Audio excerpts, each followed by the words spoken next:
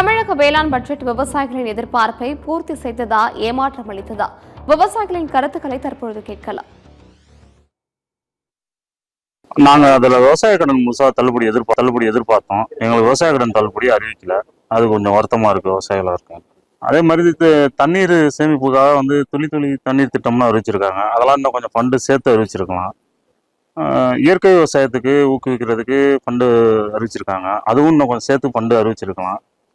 உழவர் உற்பத்தியாளர் குழுவை இன்னும் கொஞ்சம் ஊக்குவிக்கிறது மாதிரி இன்னும் சிறப்பு திட்டங்களை எதிர்பார்க்கிறோம். ஏகப்பட்ட வரவேற்கத்தக்கக்கூடிய திட்டங்கள்லாம் சொல்லியிருக்காங்க. இருந்தாலும் விவசாயிகளுக்கு கடன் தள்ளுபடி பண்ணாது ரொம்ப மனவேதனை அளிக்கிறது.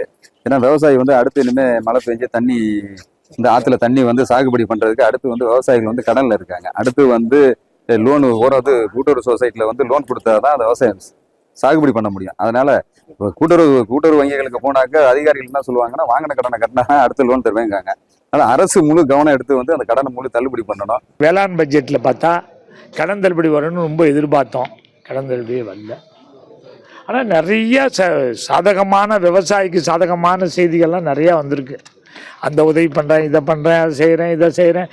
எதை செஞ்சாலும் கடன் தள்ளுபடி கலைஞர் பீரியடில் 18,000 கோடி பண்ணாங்க. அம்மா ஜெயலலிதா பீரியடில் 23,000 கோடி கடன் தள்ளுபடி பண்ணாங்க. இவர் இப்போ ஒரு 30,000 கோடி பண்ணால் தானே விவசாயி வாழ முடியும். கரும்புக்கு ஒரு 4,500 தரேனாரு, அதை பற்றி ஒன்றுமே இல்லை. நெல்லுக்கு தரேனாங்க, ஒன்றுமே இல்லை. விவசாயி வாழணும்னு சொன்னால் இதை ஏதாவது கொடுத்தா தானே நாங்கள் வாழ முடியும்.